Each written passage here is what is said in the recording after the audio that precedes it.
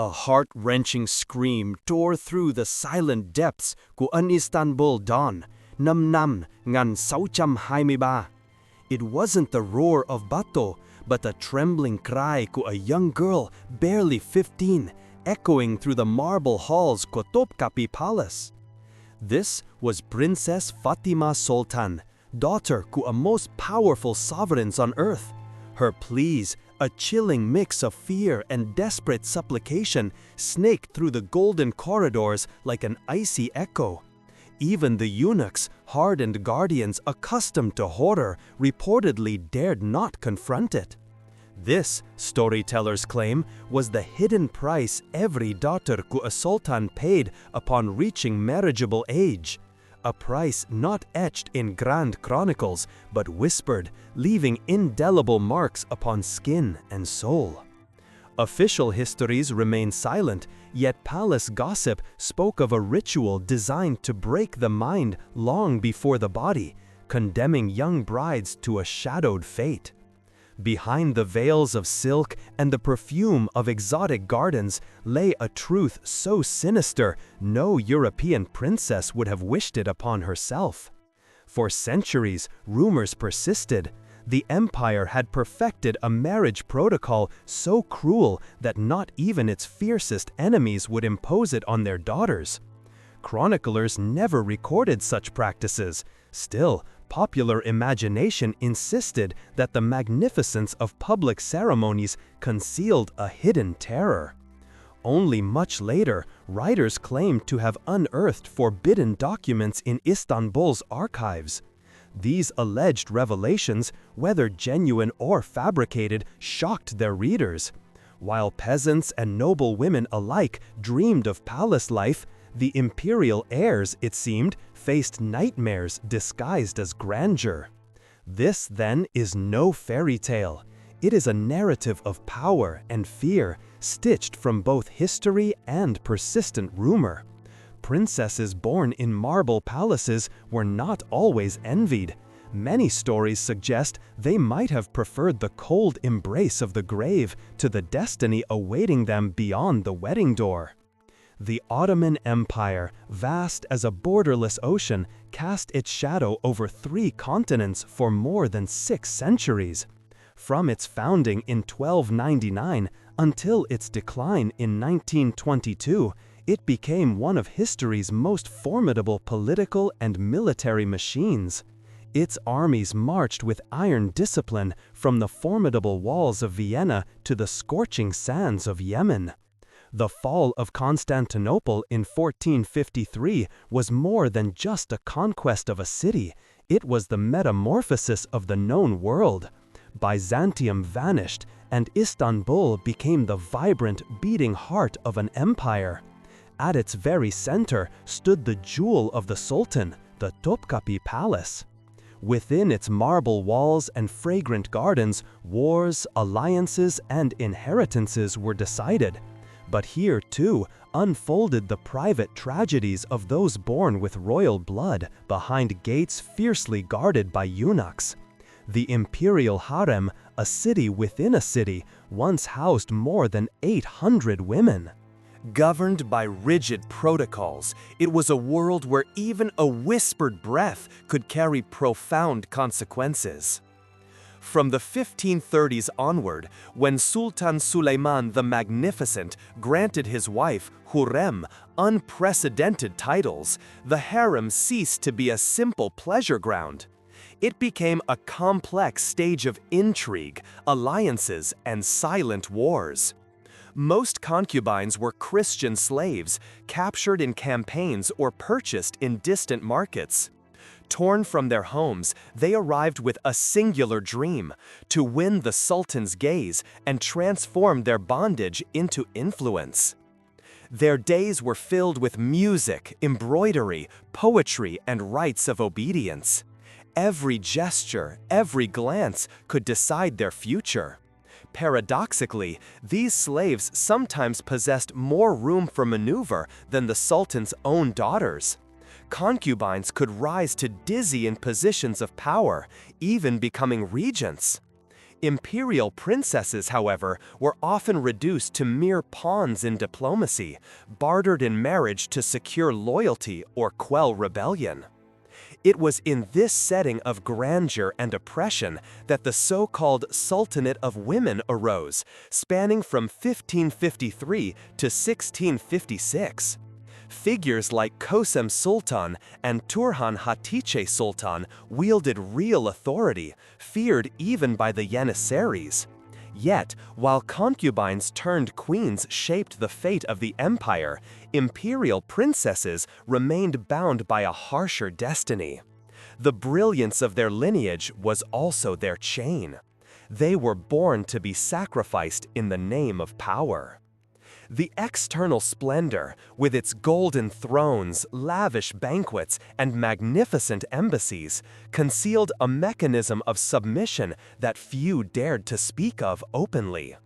At the center of this silence lay the destiny of Fatima Sultan, who would soon transform from a child prodigy into a victim of a ritual whispered about for centuries. In 1606, Fatima Sultan was born, the daughter of Sultan Ahmed I and the formidable Kosem Sultan, one of the most powerful women the empire ever saw. Her childhood unfolded amidst the fragrant gardens and sun-drenched courtyards of Topkapi, where fountains murmured beside the voices of lutanists and poets. Chroniclers admired her brilliance. She mastered 4 languages, wrote with the precision of a calligrapher, studied astronomy, and even debated law and history with renowned scholars. To poets, she was a jewel of the dynasty. Intelligence, beauty, and nobility united in one captivating figure. But in the Ottoman court, neither brilliance nor talent could shield a girl from the fate decided at her birth. Like every daughter of a sultan, Fatima was destined to become a tool of politics, a diplomatic sacrifice. Her name was inscribed silently but firmly on the scrolls of imperial strategy. From the moment she drew her first breath, it was known she would be given in marriage to seal alliances, secure obedience, or bind a powerful family closer to the throne. The man chosen for her was not a young noble or a romantic suitor. He was Kara Mustafa Pasha, a battle-hardened commander, 20 years her senior. For him, marriage to a sultan's daughter was a direct path to greater power. For her, it was the beginning of a tragedy. Not even her mother, Kosem Sultan, the shadow queen and master of intrigue, could protect her from what was to come. Rumors speak of a preparation known as Terbiye-i Mubarek, described as sacred instruction, but functioning more like a cruel mechanism of submission. Some say it was a unique practice reserved solely for imperial princesses, designed to utterly break their pride before they were handed over to their future husbands. According to these accounts, an elderly attendant named Gulnar Hatun oversaw Fatima's training. The bride's chamber became her classroom. She repeated gestures of reverence, learned precise angles for bowing, and practiced measured steps with her hands held low. Her vocabulary, it was said, was drastically reduced to a limited set of words: gratitude, apology, acceptance, and supplication. Any error, witnesses claimed, brought swift punishment in the form of enforced fasting or confinement.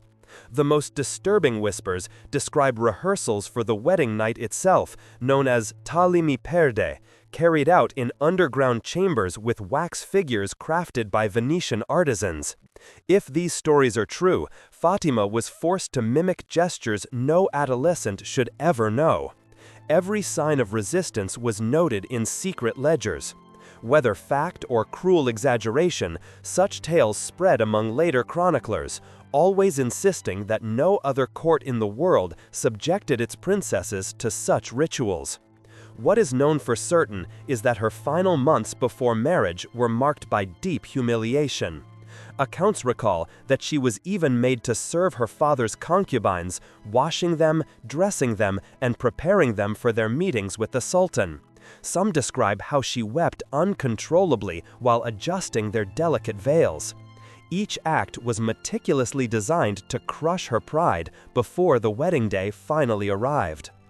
A week before the wedding, Fatima was transferred to the Helingkushk, the bridal pavilion, an isolated compound where every aspect of her life was controlled.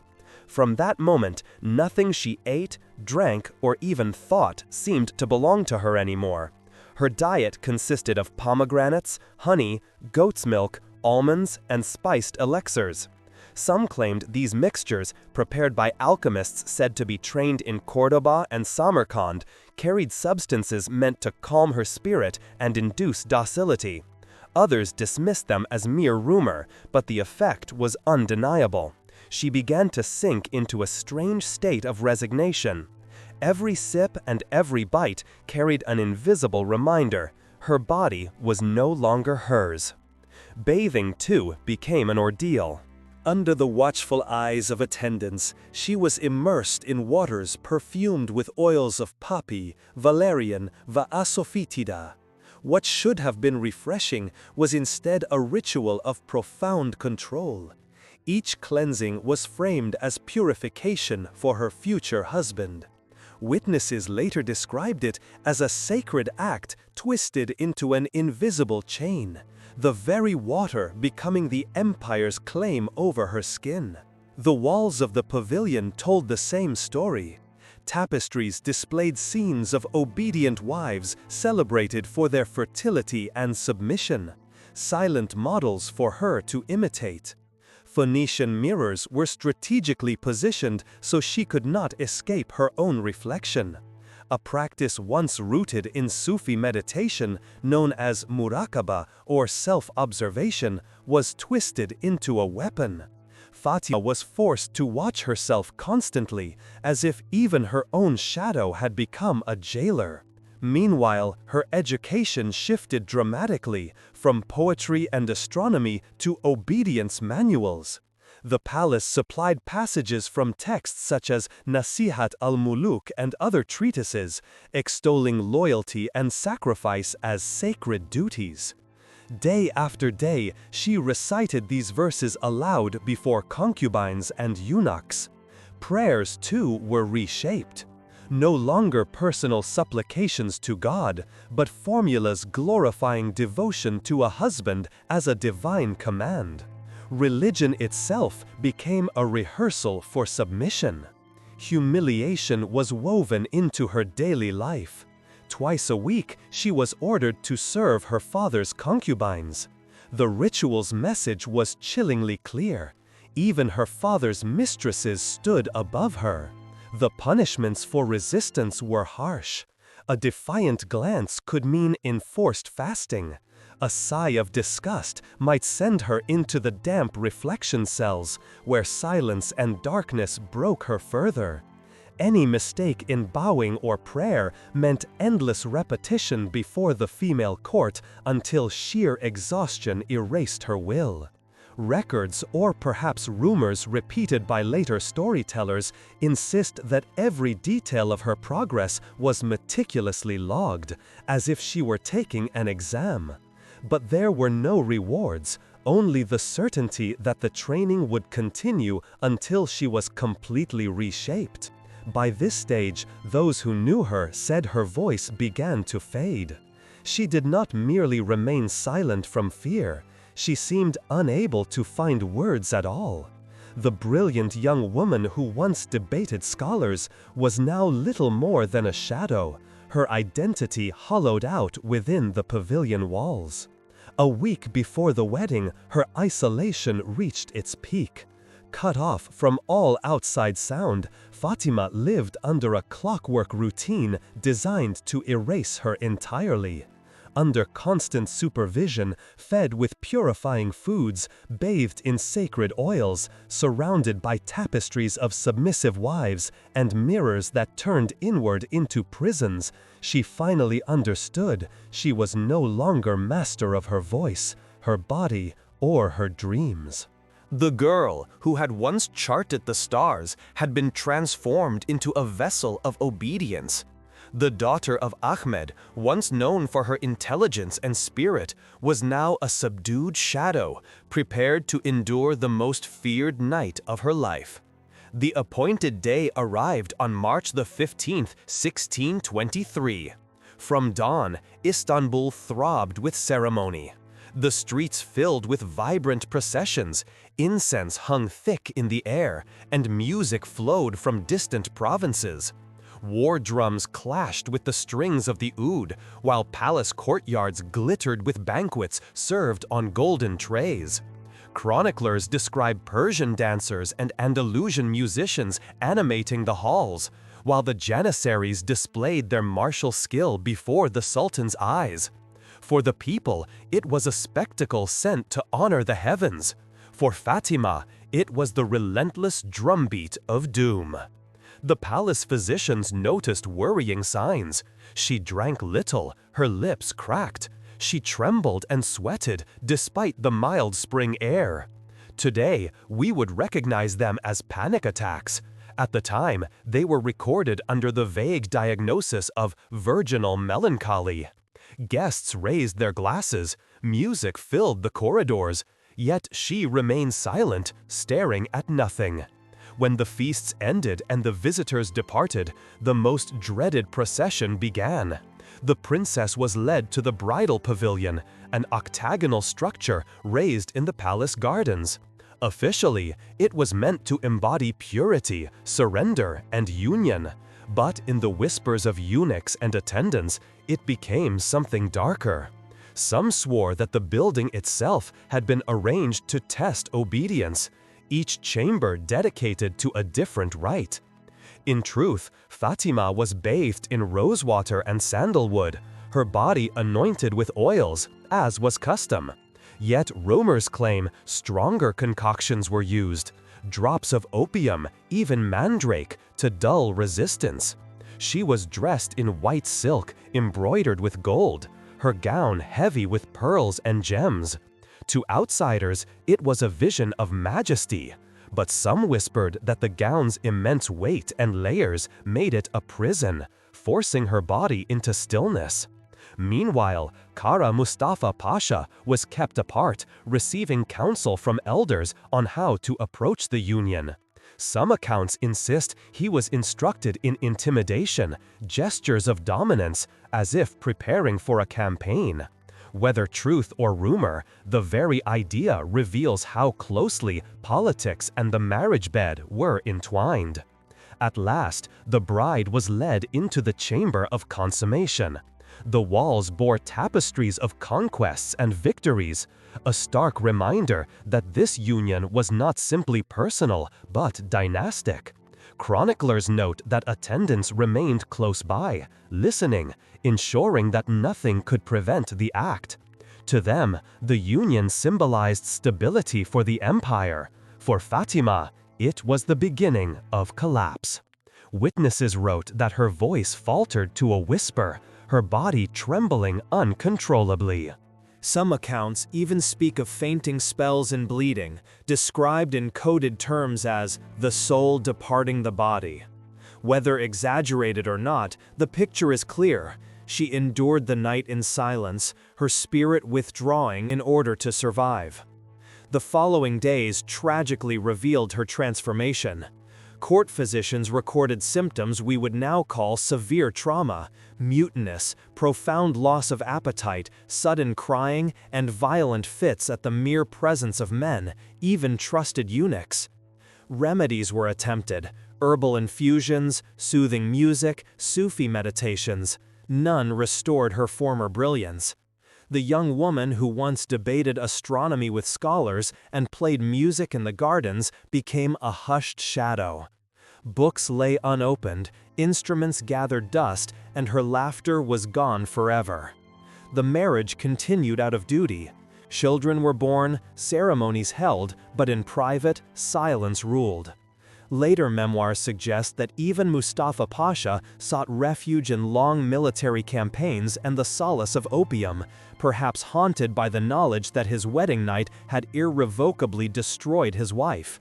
He fulfilled his public duties. She appeared at ceremonies as a silent figure, adorned but utterly absent.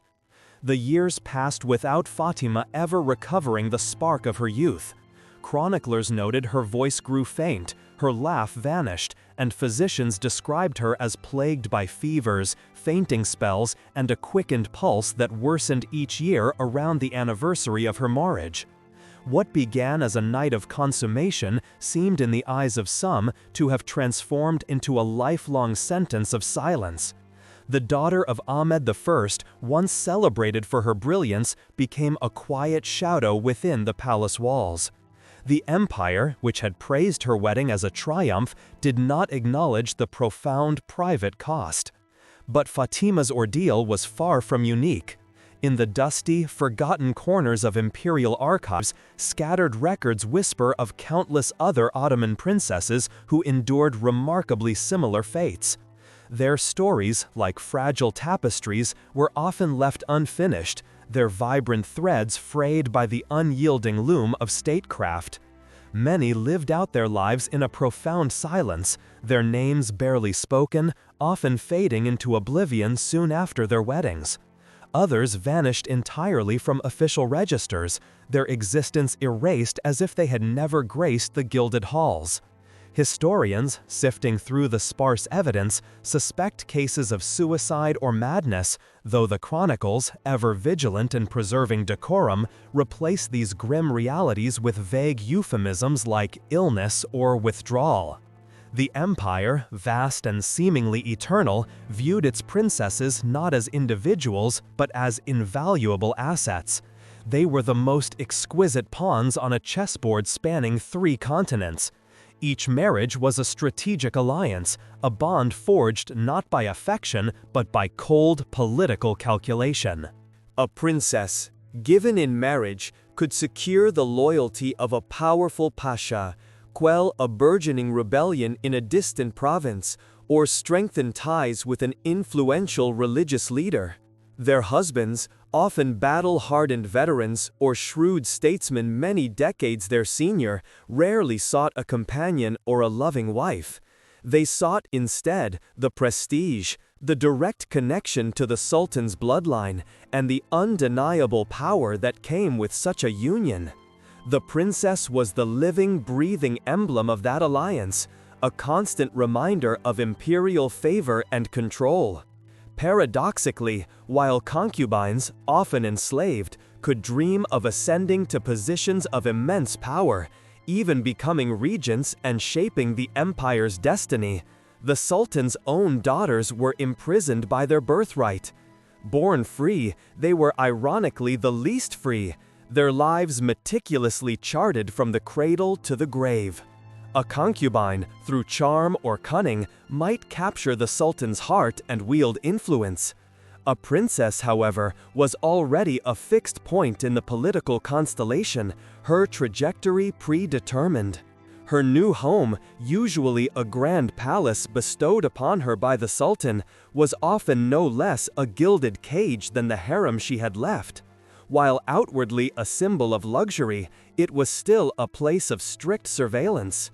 Courtiers and servants, loyal first to the Sultan, reported on her every move, her every mood. Privacy was an illusion. Her life remained a performance for the state. The brilliance and intelligence that had distinguished Fatima were, for many princesses, gradually extinguished. Their education, once focused on languages, poetry, and sciences, ceased abruptly. After marriage, their lessons revolved solely around household management, religious piety, and the sacred duty of producing heirs, preferably male. Any intellectual curiosity was viewed with suspicion, a potential distraction from their primary role as dynastic vessels. The vibrant mind, so cherished in childhood, was now considered a liability.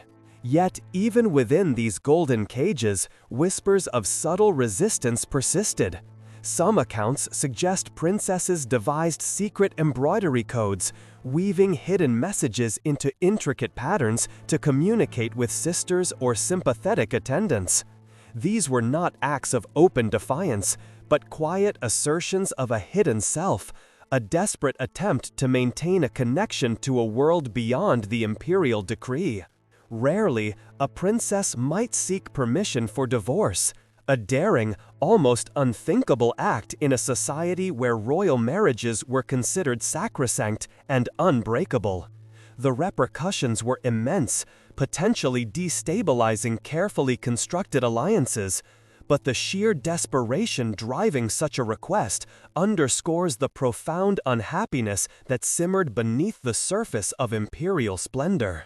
One audacious tale even suggests that a few princesses faked their own deaths to avoid an unwanted second marriage, preferring the ultimate escape to another cycle of sacrifice. Whether these stories are fully true or colored by later imagination, they powerfully reflect the deep desperation that life inside the palace could inflict. They reveal that what the empire celebrated as fairy tales of silks and crowns often hid a much harsher reality, a relentless cycle of personal sacrifice for political gain. The women who bore the weight of the dynasty, those magnificent princesses, were not only symbols of luxury and privilege, but also silent pawns in a political game that left them with agonizingly little control over their own lives. Their voices, muted by protocol and circumstance, were often the first casualties of power. The tragedy of Fatima, therefore, opens a window onto that uncomfortable truth. Dynastic glory was frequently built upon the suffering of the very women who were meant to embody its splendor. This pattern, repeated across generations, left a profound psychological impact on the royal family members. They were born into a system that demanded everything of them, offering glittering titles in exchange for their autonomy, their dreams, and sometimes their very sanity. It serves as a potent reminder that beneath the veneer of historical magnificence, the individual human cost can be devastating, a sacrifice that echoes silently through time. And then the inevitable question arises, echoing through the empty halls of history. How many such stories remain hidden in the sealed archives of palaces, not just Ottoman, but European, Chinese, Russian, and beyond? How many princesses lived and died in silence, their names remembered only in coded fragments and hushed court whispers? The empire's narrative was one of unwavering strength and divine mandate, a tapestry woven with threads of conquest and grand alliances. But beneath this magnificent facade, the untold stories of women like Fatima Sultan represent a different kind of history.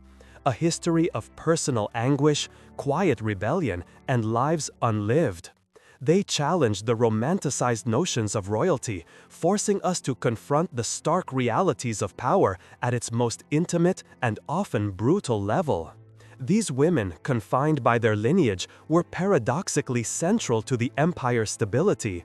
They were the living conduits through which loyalty flowed, the human seals on treaties, the fertile ground for future generations of rulers.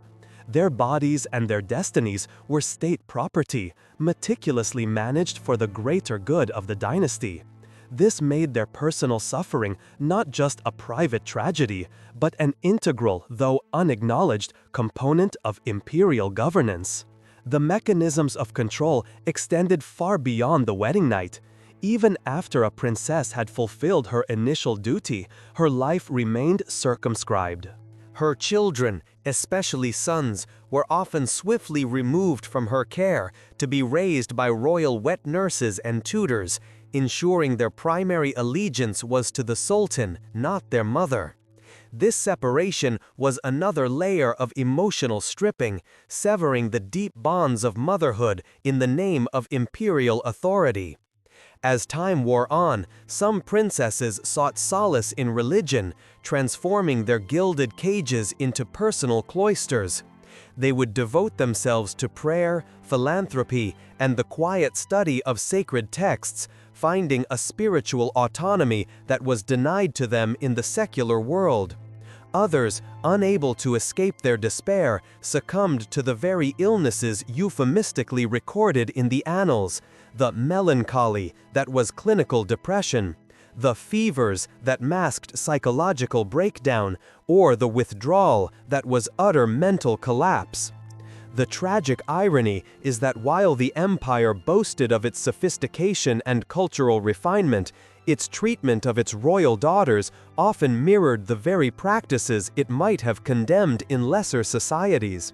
The elaborate rituals, the scientific attempts to induce docility, the systematic dismantling of a young woman's spirit, these were not acts of barbarism, but carefully refined instruments of state control, perfected over centuries.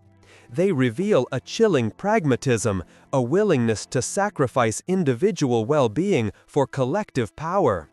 And what became of Kara Mustafa Pasha, Fatima's husband? His story, too, is a testament to the pervasive influence of imperial politics. Despite his military prowess and continued success, his private life was irrevocably marked. The memoirs that speak of his retreat into long campaigns and opium are not mere gossip. They hint at a man haunted, perhaps, by the shadow he helped create. His marriage, a political triumph, was a personal void.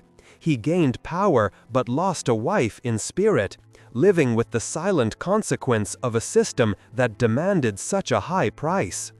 The absence of a loving, respectful relationship in these dynastic marriages reverberated through the court.